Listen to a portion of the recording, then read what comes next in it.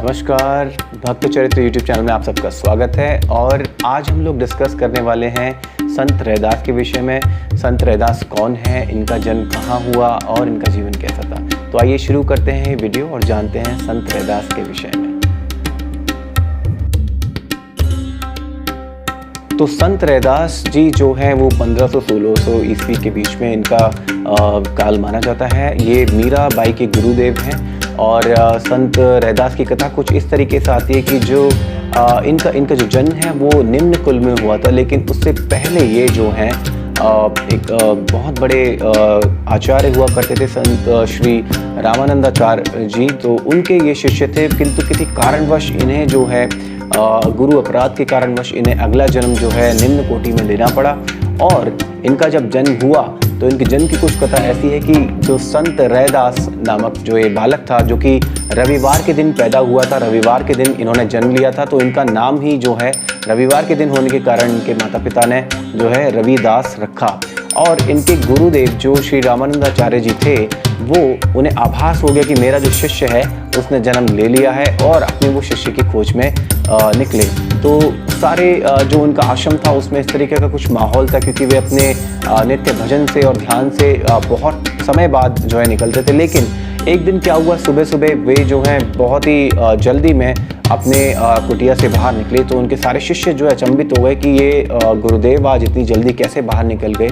और वो बिना किसी से कुछ बातचीत किए वो सीधे जो है काशी के मंडवाड़ा जो जिला है उसमें वो प्रस्थान के लिए चले गए। रैदास जी का जो जन्म है वो काशी में हुआ था, मंडवाड़ी जिले में। तो ये जो है फिर इनके गुरुदेव जब इनकी खोज में निकले तो उन्होंने वहाँ जो इनका जो आसपास के जो पड़ोसी थे उनसे पूछा वहाँ पहुँचकर कि क्या यहाँ पे पिछले कुछ दिनों में किसी बालक का जन्म हुआ है। तो एक जो पड़ोसी था उसने कहा कि हाँ, यहाँ पे जो 4 दिन पहले ही एक हमारे जो रघु है उसके घर में एक बालक हुआ है। तो वे सीधे उस रघु के घर पर जाते हैं। जो रघु जो कि एक चमड़े का कार्य करने वाला जो है व्यक्ति है, और अपने घर पर जो है इतने बड़े संत का आगमन देखकर जो वो आश्चर्यचकित हो जाता है और वो सोचता है कि मैं क्या करूं। तो एक खुशी का माहौल भी होता है, क्योंकि जो है घर में एक बालक का जन्म हुआ है। तो फिर रघु के हाथ में जब देखते हैं श्री रामानंदाचार्य जी की बच्चा है, और वो जानते हैं कि ये मेरा शिष्य है और अपराधवश जो है वो इधर इसने जन्म लिया है। तो होता यह है कि वो बच्चा पिछले 4-5 दिनों से ही ना ही कुछ जो है खा रहा, ना ही कुछ दूध, माँ का सेवन जो दूध का होता है बच्चा जो पैदा होने के बाद करता है वो नहीं कर रहा होता है। तो वे भी लोग बड़े परेशान थे। अब संत रैदास जी जो है वो बचपन से ही दिव्य प्रज्ञा में थे, और वो जानते थे कि मैं जो है मुझे कहाँ, क्योंकि प्रसाद के बिना और किसी चीज़ का भोग नहीं लगाते थे, प्रसाद के बिना और कोई चीज़ ग्रहण नहीं करते थे। तो उसी को उन्होंने जो है अनुकूल करते हुए कुछ भी ग्रहण नहीं किया। इवन माँ का जो दूध है उनको उन्होंने भी वो भी स्वीकार नहीं किया। लेकिन जब उनके गुरुदेव की आज्ञा हुई, उनके गुरुदेव उनसे मिले, और श्री रामानंदाचार्य जी जब उनसे मिले तो उन्होंने फिर जो एक पर्सनल डिस्कशन होता है अपने शिष्य के साथ, हालांकि वो एक बालक हैं, अभी नवजात शिशु हैं, फिर भी जो है उनको अपनी बात, अपना जो मैसेज है वो हार्ट टू हार्ट जो कम्युनिकेट किया। और उन्होंने जो है अपने गुरुदेव की आज्ञा पाने के बाद अपनी माता के दूध को जो है स्वीकार किया। तो इसके जो जन्म की जो लीला है, इस जन्म में जो लीला इन्होंने दिखाई, जन्म लेते ही इन्होंने ये दर्शाना शुरू कर दिया कि बहुत ही दिव्य बालक हैं और भगवान के बहुत बड़े भक्त हैं। तो आइए अब देखते हैं कि इन्होंने अपने बड़े होने के साथ साथ जो है बहुत सारे ऐसे कार्य किए। भजन में ये निपुण थे और भजन शुरू से ही करते थे। अब इनका जो पैतृक कार्य था वो चमड़े का था, तो अपने पैतृक कार्य में ही ये लगे। इसके बाद 14 से 15 साल की उम्र तक ये पूरा एकदम ट्रेंड हो चुके थे रैदास जी। इनको माता पिता के द्वारा दिए गए जो हैंड ओवर था, एक जो करते हैं पहले, क्योंकि कम एज में ही जो है शादियां हुआ करती थी, और कार्य में लगा दिया जाया करता था बच्चों को, तो ये भी जो है अपने चमड़े का कार्य करने लगे। और इनका जो शॉप था, जो इनका जो दुकान थी जो चमड़े की, या जिसे कह लीजिए आप, वो बिल्कुल मंदिर के, भगवान श्री राम के मंदिर के सामने थी। और वहाँ पे संतों का आवागमन होता रहता था, भगवान के दर्शनों के लिए वो आते जाते रहते थे। तो ये जो संत रैदास, जो ये बालक रैदास है, 14 से 15 वर्ष का ये हो चुका है और पूरी तरह से अपने जो कार्य को ये जानता है अब। तो ये जितने भी संत आते थे उनके लिए ये बिल्कुल फ्री में, बिना किसी जो है पैसे के कार्य किया करते थे। उनके चमड़े बना के, उनके चमड़े के जो जूते हैं, किसी संत के या किसी भक्त के लिए जो उनके लिए कुछ ना कुछ जो है ब्राह्मणों के लिए ये करते रहते थे, और उनसे कुछ भी जो है लक्ष्मी या पैसा नहीं लेते थे। तो ये सब देखकर इनके पिताजी बड़े ही जो है वो परेशान हो चुके थे कि भाई ये तो लड़का जो है मेरी दुकान जो है बिकवा कर ही रहेगा, और ये मुझे जो है मेरा जो छोटा मोटा काम चलता है उसे भी जो है ये बंद करवा कर रहेगा। क्योंकि ऐसा नहीं था कि उनकी दुकान पे कोई आता नहीं था, बहुत भीड़ रहती थी। रैदास जी जो हैं उनकी दुकान पे बहुत लोग आते थे, लेकिन ये जितनी भी लक्ष्मी आती थी, ये जो भी कोई मानता नहीं था, जो वैसे तो फ्री में काम किया करते थे, लेकिन फिर भी इन्हें अगर कोई कुछ दे भी देता था तो ये वापस उन्हीं के लिए कुछ ना कुछ उसी लक्ष्मी से लेकर उन्हें वापस, तो ये उसी में से जो है जो भी संतों से लक्ष्मी आती थी वापस उन्हीं के लिए कुछ ना कुछ जो है सेवा में उनकी लगा दिया करते थे। अब इससे बहुत परेशान हो गए जो इनके माता पिता, बोले ये हमारे घर में अजीब ही दानी एक पैदा हुआ है, इसका विवाह कर देते हैं, और विवाह के जो अगर हो जाएगा तो उसके बाद ज़रूर ये संभल जाएगा। तो इनका जो विवाह है ये 15 से 16 वर्ष की उम्र के बीच में ही कर दिया गया। और इनकी जो पत्नी है वो आने के बाद तो ये कह लीजिए कि और भी ज़्यादा जो है ये जो है इसमें लगे रहे। अब इनके माता पिता ने क्या किया कि जैसे इनका विवाह हुआ तो इनको इंडिपेंडेंट बनाने के लिए कुछ उन्होंने किया कि भाई पीछे जो झोपड़ी है आप हमारे जो साथ रहना बंद करो, जो पीछे जो झोपड़ी है उसमें रहो और उसको आप अपने लिए जो है तैयार करो, और वहाँ पर जो भी अपनी एक्टिविटीज़ है वो अपना गृहस्थ की वो शुरू करो। तो इन्होंने वैसा ही किया। आप सोचा उन्होंने ये था कि जो पत्नी आएगी तो ये थोड़े बहुत जो है ठीक होंगे, गृहस्थी में इनका मन लगेगा, और ये इस तरह के जो है सेवा से बचकर कुछ ना कुछ धन उपार्जन करना, मतलब अपने लिए बचाना, ये सब शुरू करेंगे। लेकिन हुआ बिल्कुल उसका उलट ही। इनकी पत्नी जो है इनके संग में आकर वो भी बहुत बड़ी भक्त बन गई, और उनके यहाँ जब पहले तो माता पिता की कुछ रिस्ट्रिक्शंस हुआ करती थी, लेकिन अब क्या होता है कि ये जो है अपनी झोपड़ी में ही सबको जो है संतों को बुलाने लगे, और बुलाकर जो है अपनी झोपड़ी में उनके लिए प्रसाद करना। और इनकी ख्याति बहुत थी क्योंकि राम भक्त थे, और भगवान के भक्त होने के कारण इनके पास बहुत भक्त आया करते थे, संत आया करते थे, उनकी सेवा किया करते थे, भंडारे ये बहुत अमूमन किया करते थे, अपने लिए एक भी रुपया नहीं बचाते थे। और ये सब देख के जो है इनके माता पिता बड़े ही चिंतित रहते थे। अब क्या हुआ, ये थे भगवान के भक्त ही, तो एक दिन क्या हुआ कि भगवान जो है इनके पास आए एक ब्राह्मण का रूप लेकर, और क्योंकि अपने लिए कुछ भी धन बचाते नहीं थे तो भगवान इनके यहाँ आए, उन्होंने प्रसाद पाया, जो है भगवान को भोग लगा और ब्राह्मण का रूप धारण किया होता। तो भगवान ने कहा कि देखो भाई, तुम तो संतों की सेवा में लगे रहते हो, ये पारस मणि है, ये पारस मणि है, और तुम जो है इसे रख लो और इससे तुम अपने लिए कुछ ना कुछ करते रहा करो। तो इन्होंने बोला कि ये पारस मणि का मैं करूँगा क्या, मुझे तो इसकी आवश्यकता ही नहीं है, मुझे कोई, हालांकि रहते थे बिल्कुल एक झोपड़े में, और नित्य इनका काम भी ऐसा था कि चमड़े का कार्य था इनका, लेकिन फिर भी इन्होंने कहा कि नहीं, मुझे इसकी आवश्यकता नहीं है, क्योंकि मुझे जो है मैं तो अपना जितना कमाता हूँ उससे ही मेरी सेवा हो जाती है, मैं उसी में संतुष्ट हूँ। तो लेकिन फिर भी भगवान जिद करते हैं, ब्राह्मण के वेश में होते हैं तो जिद करते हैं। तो आप ये रैदास जी बोलते हैं ब्राह्मण है तो इनका जो है मैं वचन अब कैसे इनका जो है मना करूं। तो बोलते कि आप ठीक है, तो आप एक काम करो, इसको जो है मेरी झोपड़ी के जो उस तरफ आप जो है रख दीजिए, हालांकि मुझे ज़रूरत नहीं है लेकिन मुझे कभी पड़ेगी तो मैं यूज़ कर लूँगा। तो ये रख लेते हैं और उसके बाद फिर अपने दोबारा इनकी लाइफ वैसे ही स्टार्ट हो जाती है, संतों की सेवा करना, नित्य और सब चीज़ें चलती रहती हैं। तो वापस भगवान जो है आते हैं और ब्राह्मण के वेश में, और फिर पूछते हैं, अरे रैदास, तुमने जो है कुछ अभी तक तुम्हारी स्थिति वैसी की वैसी है, वही झोपड़ी और वही कुछ भी नहीं है घर में, मतलब कैसे तुम मेरी जो दी हुई मणि को यूज़ नहीं कर रहे हो क्या?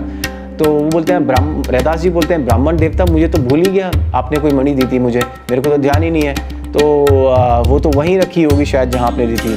तो इस तरह से देखिए कि भक्त होने के कारण जो है एक अपरिग्रह जिसे बोलते हैं कि आवश्यकता से अधिक एकत्रित ना करना, इनके अंदर वो शुरू से ही था और ये हमेशा संतों की सेवा में लगे रहते थे। तो ये है संत रैदास जो संतों की सेवा में हमेशा जो है लगे रहते हैं। अब आगे क्या होता है इनकी लाइफ में, आगे बढ़ते हैं तो इनकी ख्याति पूरे में जो है होती है। सब आसपास जितने भी जो आसपास के क्षेत्र होते हैं और दूर दूर तक इनकी ख्याति हो जाती है।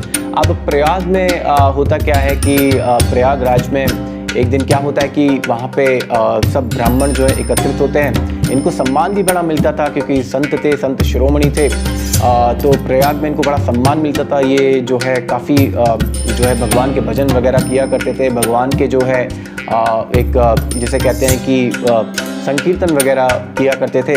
तो सब जो है संतों को, महात्माओं को, आसपास जितने भी लोग हैं सबको निमंत्रण हाथ जोड़कर दिया करते थे। सब इनके आते भी थे क्योंकि सब जानते थे संत रैदास जो है बहुत ही उच्च कोटि के भक्त हैं। हालांकि ये कार्य जो है एक्सक्यूज मी, ये कार्य जो है कर रहे हैं एक जो है क्या नाम है, एक चमड़े बनाने वाले का, लेकिन ये बहुत इनका ये कर्म है, लेकिन है ये बहुत ही उच्च कोटि के भक्त।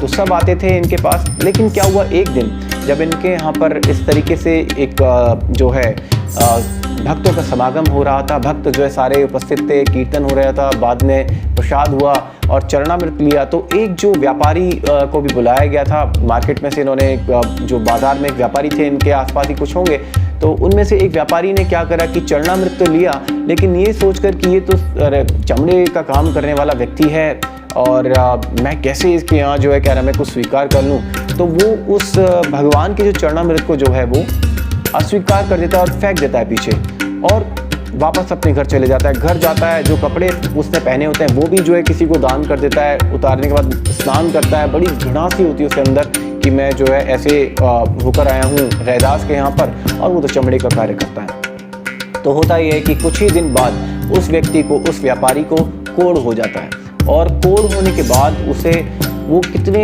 नीम हकीमों पर, वैद्यों पर जाता है, किंतु उसका कोढ़ जो है वो ठीक नहीं होता है और उसे अंदर ही अंदर एक रियलाइजेशन होता है कि नहीं, मैंने जो है संत रैदास का जो है अपमान किया है। मैं उनके घर गया था और मैंने वहाँ चरणामृत स्वीकार नहीं किया, मैंने उनका अपमान किया, तो मुझे उनसे क्षमा करनी चाहिए, उनसे क्षमा प्रार्थना करनी चाहिए, तो हो सकता है कि मेरा जो ये रोग वो ठीक हो जाए। तो ये जो व्यापारी है वापस संत रैदास जी के पास जाता है, संत रैदास से क्षमा याचना करता है कि भाई आप मुझे क्षमा करें, मैंने जो है इस तरीके से आपका दिया हुआ जो चरणामृत था वो मैंने अस्वीकार करा और मैंने जो अपने कपड़े भी और आपसे घृणा की, इस तरह से मैंने सारा वो वृत्तांत बताता है। तो संत रैदास जी बोलते हैं कि आपने मेरा अपमान नहीं किया, वो चरणामृत तो भगवान का था, तो आपने वो भगवान का अपमान किया, तो अब भगवान से क्षमा कीजिए, राम जी से आप क्षमा प्रार्थना कीजिए, तो राम जी आपको अवश्य क्षमा करेंगे, वो तो दीनदयाल हैं, वो तो करुणा सिंधु हैं। तो वो वैसा ही करता है और जो है भगवान से क्षमा प्रार्थना करता है, संत रैदास जी से क्षमा प्रार्थना करता है, वापस जाता है और कुछ ही दिन में उसका जो है वो कोढ़ ठीक हो जाता है। तो इस तरीके से जो है रैदास जी के ऐसे बहुत सारे जो है वृत्तांत भी मिलते हैं सुनने में। और ऐसा ही एक दिन हुआ जब ब्राह्मण समाज जो है वो एक ठान लेता है कि भाई ये रैदास की तो बड़ी ख्याति हो चुकी है, लोग इसे पूछते हैं, इसे स्पेशल जो है ट्रीटमेंट मिलता है समाज में, तो क्यों ना जो है टेस्ट किया जाए। और संत रैदास के जो राम जी हैं ये अपने राम जी के विग्रह को लेके आए और हम भी तो जो है नित्य भगवान की सेवा करते हैं, पूजन करते हैं, तो हम भी जो है अपने भगवान को लेके आते हैं। तो ये वहाँ का जो प्रयागराज के जो राजा होते हैं उनके सम्मुख जो है सारे लोग होते हैं, सबको निमंत्रित किया जाता है। तो रैदास जी भी वहाँ फिर लेके आते हैं अपने भगवान को और बोलते हैं कि भाई जिसका जो है गंगा जी में जिनके भगवान तैरेंगे, जिनके विग्रह तैरेंगे भगवान के, वो उसका मान लिया जाएगा कि भाई वो बहुत ही जो है उत्कृष्ट कोटि का। हालांकि संत रैदास अपने आप को उत्कृष्ट नहीं बताना चाहते थे, किंतु वो जो है सबका मान सम्मान रखने के लिए जो है फिर भी वो आते हैं और आते हैं तो वो दोनों तैराया जाता है। अपने जो है ब्राह्मण जब अपने विग्रह को जो है गंगा जी में डालते हैं तो उनके जो विग्रह हैं भगवान के वो डूब जाते हैं, लेकिन संत रैदास जो हैं जब अपने विग्रह को डालते हैं तो बड़ा ही चमत्कार ऐसा होता है कि सब लोग दांतों तले उंगलियां दबा लेते हैं और संत रैदास की जय जयकार होती है। हाँ, वो विग्रह जो भगवान राम के विग्रह जो संत रैदास जी जो है गंगा जी में जब डालते हैं तो वो तैरने लगते हैं। और संत रैदास उस समय क्या कहते हैं, मूर्ति माही भगवान बसे जल माही तैरत। तो इस तरीके से उन्होंने एक दोहा बोला और इस तरह से जो है संत रैदास के जो भगवान के विग्रह हैं वो जो है गंगा जी में तैरने लगे। तो संत रैदास की इस तरह की एक और जो है वृत्तांत आता है जब वो चित्तौड़ में जाते हैं। चित्तौड़ में इनका जो है जाना होता है और वहाँ की जो रानी होती है उनका नाम होता है रानी झाली। तो वहाँ पर भी जो है इस तरीके का कुछ वृत्तांत होता है कि रानी झाली, क्योंकि इनकी ख्याति पूरे में मशहूर थी उस समय, तो संत रैदास जी को जो है बुलाया जाता है बड़े आदर सत्कार के साथ। किंतु वहाँ का जो ब्राह्मण समाज है वो बोलते हैं कि भाई ये तो चमड़े का कार्य करने वाला व्यक्ति है, ये कैसे जो है इतना जो है सम्मान इसको दिया जा रहा है, ये हम नहीं सहेंगे और इसके लिए पहले इन्हें परीक्षा देनी होगी। तो वहाँ भी ब्राह्मण समाज बैठता है, संत रैदास बैठते हैं और ये कहा जाता है कि जिसकी गोदी में भगवान के विग्रह आए वो जो है व्यक्ति जो है मान लिया जाएगा कि भगवान का सही मायने में सेवक है और भगवान प्रसन्न है और भगवान उसे स्वीकृत करते हैं। ठीक है, तो होता यही है, सब पूरा जो है राज परिवार, सारा समाज, ब्राह्मणों का और जनता पूरी एकदम, ऐसा नहीं कि किसी बंद कमरे में किया गया और सबके सामने पब्लिकली ये जो है एक आयोजन किया गया। उसमें जो है संत रैदास जी बैठे हैं और एक साथ में जो है ब्राह्मण समाज बैठा है। तो भगवान राम के जो विग्रह हैं तो वो भगवान राम के विग्रह जो है सबके सामने संत रैदास की गोद में आ जाते हैं, सबके सामने, और संत रैदास की गोद में आ जाते हैं विग्रह। और भगवान जो है उस समय सब देखते ही मतलब अचंभे में पड़ जाते हैं, क्योंकि ब्राह्मण जो है वो तो नित्य भगवान के सेवक हैं। इसका अर्थ ये नहीं कि ब्राह्मणों का कहीं स्थान कम है, वे पूजनीय हैं, ब्राह्मण पूजनीय हैं और संत रैदास जी ने उनकी बहुत सेवा की है। किंतु कुछ ऐसे जो है वृत्तांत हैं जो शिक्षाप्रद होते हैं, जिसमें भगवान भी ये दिखाना चाहते हैं कि भाई नहीं, भक्त जो है वो सर्वोपरि है और वो किसी भी बंधन से बंधा हुआ नहीं है, किसी कर्म से, किसी जाति से, किसी वर्ण से बंधा हुआ नहीं है। तो ये सिद्ध करने के लिए ही संत रैदास जैसे उत्कृष्ट भक्त जो हैं पैदा होते हैं। तो जैसा कि हमने पहले ही बताया था कि ये अपने इस जन्म से पहले एक बहुत ही जो है उच्च कोटि के ब्राह्मण भी थे और इनका जो है गुरु अपराध के कारण कुछ जो है इनको इस तरह का जन्म लेना पड़ा था। अब हुआ ये कि सब ब्राह्मणों के बीच में जब इस तरीके का हुआ तो इसके बाद एक और वृत्तांत होता है जब चित्तौड़ में जो है इस तरीके का, जब ये सब तो हो जाता है लेकिन बाद में सब बोलते हैं कि नहीं, हम जो है संत रैदास जो है वो चमड़े का कार्य करने वाले हैं, हम जो है वहाँ का जो बना हुआ जो भोग है और जो प्रसाद है जो उस समय बनेगा वो हम नहीं लेंगे। रानी झाली से कहा जाता है कि भाई आप हमें जो है ऐसे ही रॉ मटेरियल यानी कि दाल, चावल और ये सब जो भी चीज़ें होती हैं वो हमें दे दीजिए, हम खुद बनाएंगे और खुद भगवान को भोग लगाएंगे और खुद उसके बाद प्रसाद ग्रहण करेंगे। तो जब वो भगवान को भोग लगाते हैं खुद बनवा कर, सारे ब्राह्मण और सब पा रहे होते हैं, प्रसाद पंगत बैठती है ब्राह्मणों की, तो वो देखते हैं कि हर एक ब्राह्मण अपने बगल में जो है अपने साथ में संत रैदास को बैठा देखा पाता है। वो देखता है कि मेरे साथ में रैदास बैठे हैं। हर कोई ब्राह्मण जो बैठा होता है वो देखता है कि उसके साथ में रैदास बैठे हुए हैं और सब के सब इतने अचंभे में पड़ जाते हैं। सबको बड़ी जो है बड़ी ग्लानि होती है कि हमने जो है भगवान के इतने बड़े भक्त का जो है निरादर किया। तो वो क्षमा प्रार्थना करते हैं रैदास जी से और रैदास जी भी जो है उनका मान सम्मान रखने के लिए फिर अपनी जो है बिल्कुल अपना सीना चीर के दिखाते हैं। ये बिल्कुल अपनी जो है छाती चीर कर दिखाते हैं और अपने वक्ष स्थल में वो जो है सोने का जनेऊ जो है अपने अंदर वो दिखाते हैं। सबको अपनी छाती चीर कर अपने जो सोने का जनेऊ जो होता है उनका जो नित्य जो जनेऊ है वो उन सबको दिखाते हैं, ब्राह्मणों को। बोलते हैं कि मैं भी ब्राह्मण ही हूँ। तो किंतु उससे पहले वो भगवान राम के बहुत बड़े भक्त हैं। इसके बाद जो कथा उनकी आगे बढ़ती है, उनका इतना ख्याति उनकी होती है, बहुत ख्याति होती है और उनकी जो है ख्याति में एक नाम और जुड़ता है उनकी शिष्या के रूप में, जो है मीराबाई का। यह चित्तौड़ की जो राजकुमारी हैं और जिनके विषय में जितना इनका गुणगान किया जाए वो उतना कम है मीराबाई का। तो मीराबाई जो है इनसे जो है दीक्षा ग्रहण करती हैं, संत रैदास जी का जो है वो जो है शरणार्थी बनती हैं और उनकी शिष्या के रूप में जो है आगे अपनी भक्ति को बढ़ाती हैं। और जब उन्होंने अपनी दीक्षा ग्रहण की रैदास जी के बाद, तो उन्होंने एक भजन भी, एक पद भी उन्होंने जो लिखा है कि पायो जी मैंने राम रतन धन पायो। तो जो है रैदास जी से दीक्षित होकर उन्होंने अपनी पूरी जो है स्पिरिचुअल जो आध्यात्मिक जो जर्नी है वो शुरू की। और रैदास जी का जो ख्याति है, जो उनका जो उनके जो जीवन काल में जो इस तरह के चमत्कार उन्होंने जो अलग अलग करके दिखाए वो यहीं ख़त्म नहीं हुए। आगे जाके क्या होता है कि ये तो चमड़े का कार्य करते ही थे, बड़े साधारण से थे, अपना कार्य करते रहते थे और भगवान का भजन किया करते थे। अब होता ये है कि एक दिन जो है कठौती होती है, कठौती के अंदर जो चमड़े को पानी के अंदर डाला, कठौती में पानी होता है, पानी के अंदर चमड़े को थोड़ा जो है मुलायम करने के लिए चमड़े को डाला जाता है ताकि उसे फिर उसको काटने में और उसको छाँटने में आसानी हो सके। तो क्या होता है कि एक जो ब्राह्मण होता है वो गंगा स्नान के लिए जा रहा होता है, वो राज पुरोहित होता है और जो है वो जा रहा होता है।